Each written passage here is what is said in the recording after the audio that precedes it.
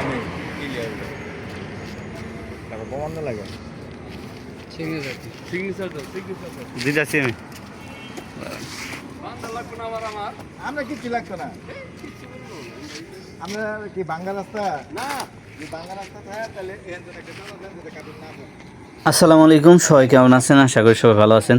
তো আজকে মূলত 2000 পিস ব্রয়লার মুরগির বাচ্চা রিসিভ করলাম। এখন প্রায় রাত বাজে 1টা। তো মাঝরাতে মূলত বাচ্চাগুলো রিসিভ করলাম। তো রিসিভ করে যে মুরগিগুলো গাড়িতে উঠাইছি, মুরগিগুলো এখন সরাসরি চলে যাবে খামারে। তো এই যে খামারে নিয়ে আসলাম। তো এখন মোটামুটি রাত আমাদের সময় লাগছে প্রায় 1.5-2 ঘন্টার মতো আসতে মানিকগঞ্জ বাস স্ট্যান্ড থেকে। এইখানে 1100 বাচ্চা নামানোর পর মোটামুটি আমার বাসায় ফিরতে আনুমানিক 4টা বেজে যাব। সত্যি 4টা 4:30 আমার বাসায় পৌঁছে আর কি 4:30 বেজে গেছিলো। তো মূলত আসলে মাঝরাতে বাচ্চাগুলো রিসিভ করা অনেকটা কষ্টকর, যদিও তারপর এখন কি করার, যখন বাচ্চা আসবে তখনই তো রিসিভ করতে হবে। কোম্পানির একটা নির্দিষ্ট সময় থাকে। তো সবশেষে আলহামদুলিল্লাহ যাক ভালোভাবে বাচ্চাগুলো নিয়ে পৌঁছাইতে পারছি। মাঝরাতে মাঝে মধ্যে একটু ভয়ও করছিল।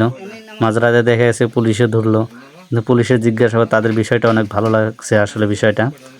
তো মূলত আপনারা যারা ব্রয়লার মুরগি বা সোনালি বা কালার বাট এই সমস্ত খামার করতে চাইতেছেন, তো আসলে সব কিছুর মধ্যে একটাই কথা, সেটা হলো আপনি যে কোনো কাজই করেন না কেন আপনাকে পরিশ্রম করতে হবে।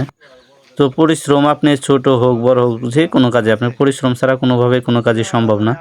সফলতা অর্জন করতে হলে অবশ্যই আপনাকে পরিশ্রম করতে হবে, সেটা মানসিক হোক শারীরিক হোক, যে কোনো পেশায় আপনাকে পরিশ্রম করলে অবশ্যই সফলতা আসবে।